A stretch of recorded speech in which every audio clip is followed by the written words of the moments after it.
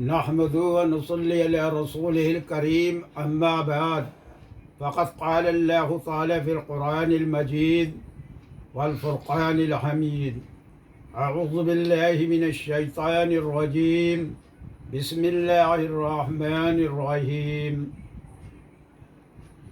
मेरे मोहतरम सामीन हज़रात व ख़वातीन, कल मैंने पारा सयाक़ूल से आयत पढ़कर पार्ट 1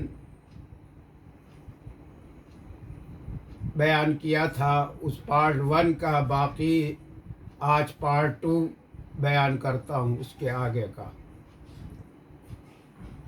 बात ये चल रही थी हुज़ूर सल्लल्लाहु अलैहि वसल्लम की वफ़ात पर। तो 12 रिब बताया ही गया था, वफ़ात का दिन वक़्त सब कुछ बता दिया था कल।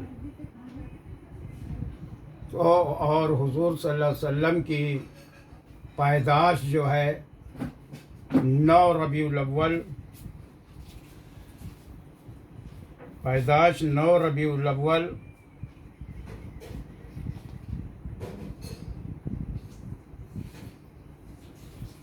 सुबह सादिक के बाद तुलू आफ्ताब से पहले पीर के दिन हुई थी। तो वफ़ात और पैदाश में 2 चीज़ें खाली मिल रही हैं कि पैदाश में भी दिन पीर का था और वफ़ात में भी दिन पीर का पड़ा।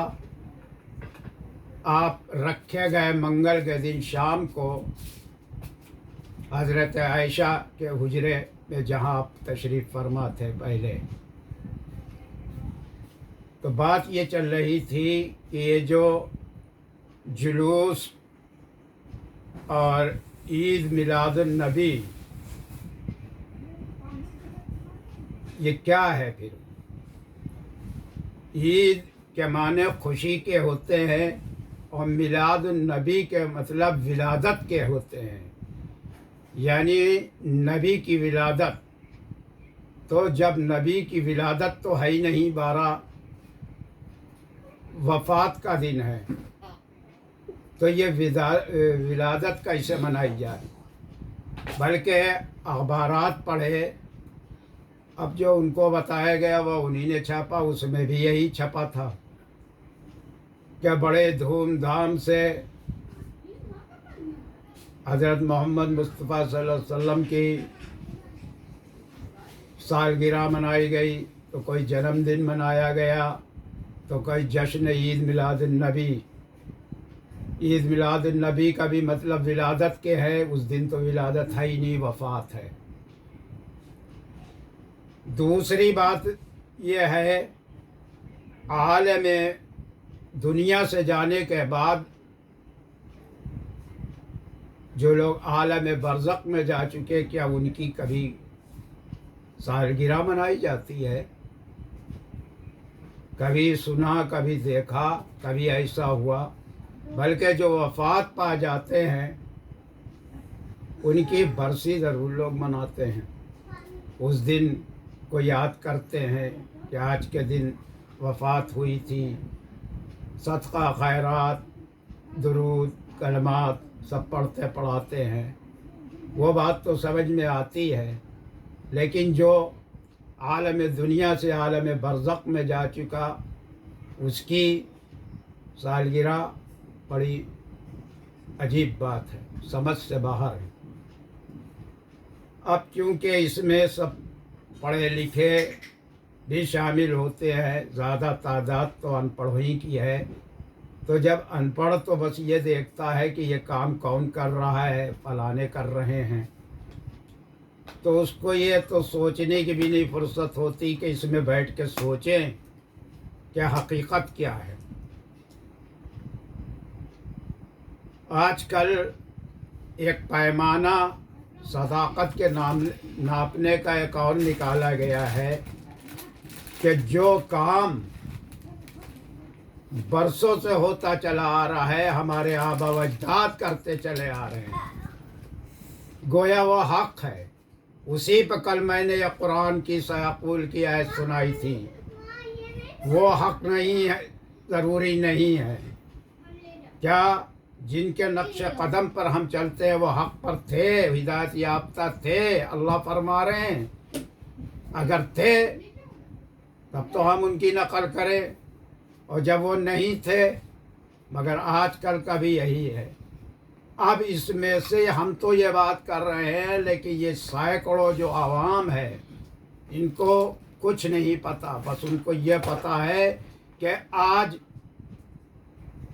12 वफ़ात के दिन उनको ये पता है कि आज यौम पैदाइश है, तभी तो ये हो रहा है। वो करने वाले पढ़े लिखे हैं। यूँ हम किसी से पूछते हैं कि भाई आपको उनकी पैदाइश, तो वो तो सही बता देते हैं, हाँ भाई 9 रबीउल अव्वल है।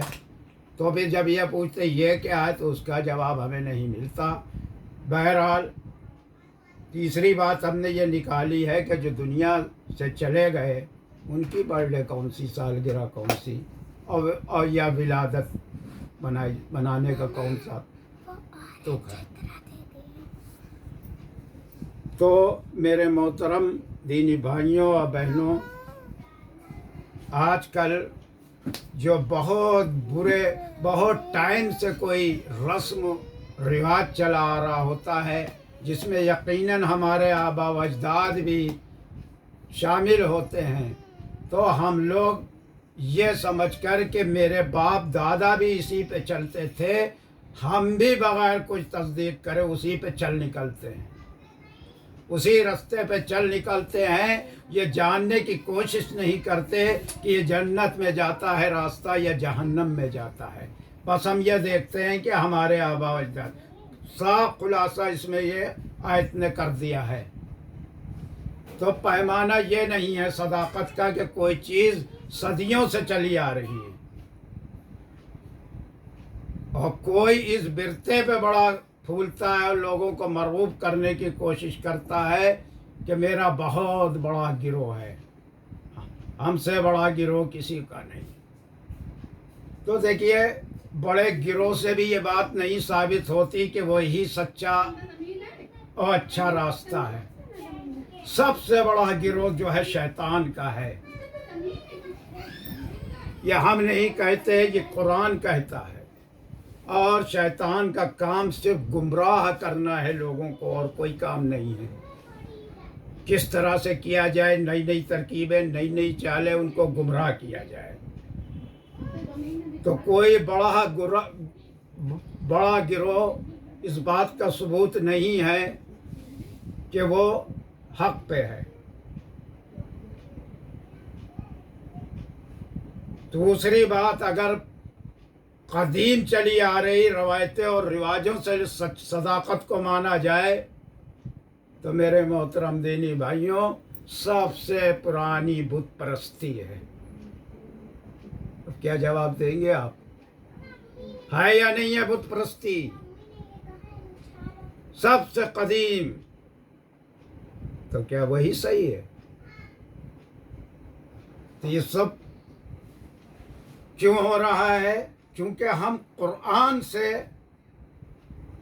अपने को नहीं जांचते, कुरान नहीं समझ के पढ़ते। कुछ लोगों ने तो ये बना रखा है कि कुरान की सिर्फ तिलावत ही करना चाहिए, जबकि कुरान में ही कुरान की आयत कह रही है कि समझ कर पढ़ो। अल्लाह कह रहा है, अल्लाह के पैगंबर अल्लाह से शिकायत करेंगे क़यामत के दिन कि मेरी कौम ने कुरान को छोड़ दिया था।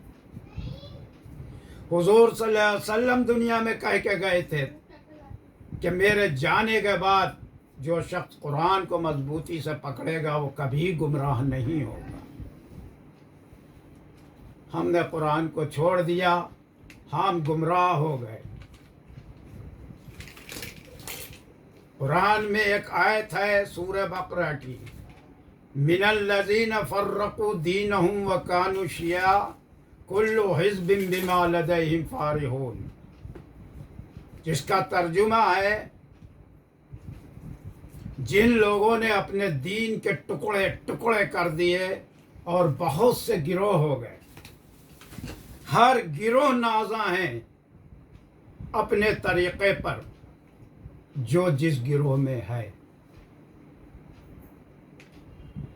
ارے گائیڈ لائن رکھی ہے، قرآن رکھا ہوا ہے، وہ قرآن جس میں شریعت ہے، دین آیا ہے، اس سے پتہ کرو کیا صحیح ہے کیا غلط ہے، اور کہیں سے نہیں پتہ چلنا ہے.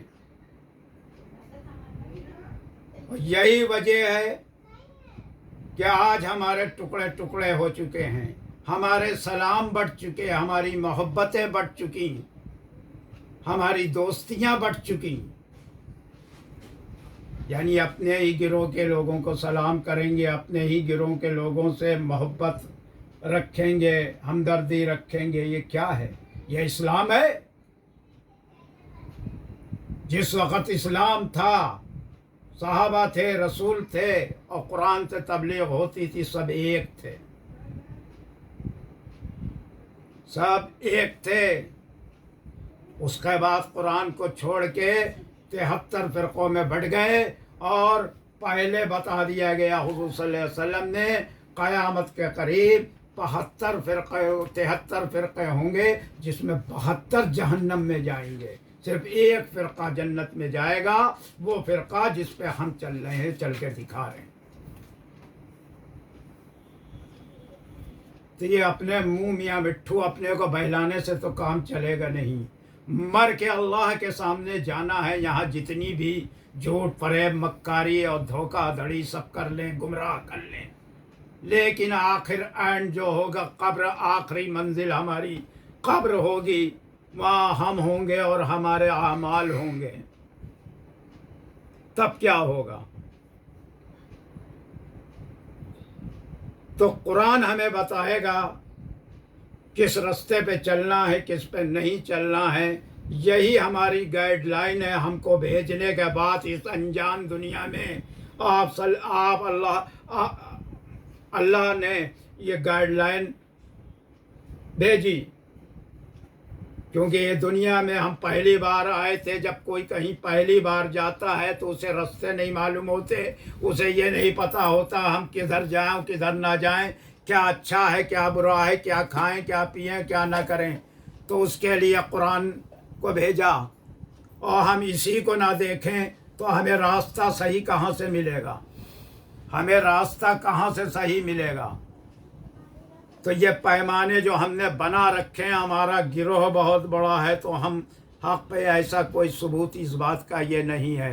میں نے مثال دے دی، سب سے قدیم جو ہے وہ بت پرستی ہے. تو کیا وہ حق پر ہیں؟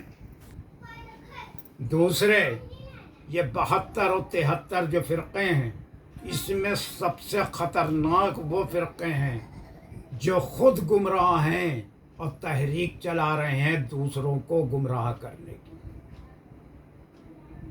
یہ سب سے خطرناک فرقے ہیں جو خود تو گمراہ ہیں اور اپنے گروہ کو بڑا کرنے کے لیے لوگوں کو گمراہ کر کے اپنے گروہ میں شامل کر رہے ہیں. اس میں ان سے کوئی خطرہ نہیں. جو گمراہ ہیں اپنے تک سیمت ہیں، اپنے خاندان، اپنی نسل، اپنے تلک ہیں. وہ تحریک نہیں چلاتے ہیں، وہ جتنے ہیں اتنے ہی ہیں. اس میں وہ بہت خطرناک ہیں جو تحریک چلا رہے ہیں، اپنے میں شامل کرنے کی، لوگوں کو گمراہ کر رہے ہیں. تو قرآن میں دیکھیے کہ آپ کتنے صحیح ہیں، کتنا دین پر ہیں. اور اللہ نے کسی بھی کتاب کی ذمہ داری نہیں لی، قرآن کی ذمہ داری لی ہے. آج اکابر ائمہ کہتے ہیں کہ کوئی کتاب دنیا میں مکمل طور سے اپنی اوریجنل صحیح حالت میں نہیں ہے سوائے قرآن کے. تو میرے محترم دینی بھائیوں اور بہنوں، قرآن کو سمجھ کر پڑھیے. قرآن جہاں ہوتے ہیں وہاں شامل ہوئیے، اور قرآن سے اپنے راستے چنیے کہ کس پہ چلنا ہے اور کس پہ نہیں چلنا ہے. وآخر دعوانا ان الحمد للہ رب العالمین.